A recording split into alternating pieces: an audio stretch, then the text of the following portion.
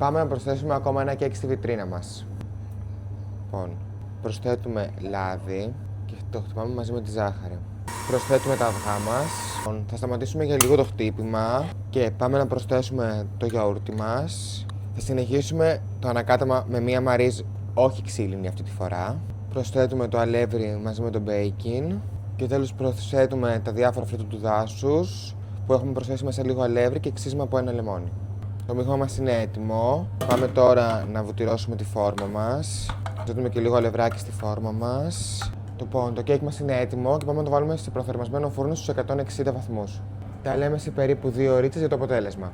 Εδώ είμαστε ξανά μαζί σας λοιπόν. Το κέικ μας είναι έτοιμο, το έχουμε αφήσει να κρυώσει και τώρα πάμε για να φτιάξουμε το γλάσο. Βάζουμε ζάχαρη άχνη, ξύσμα από ένα λεμόνι και χυμό από ένα λεμόνι. Το γλάσο μας είναι έτοιμο.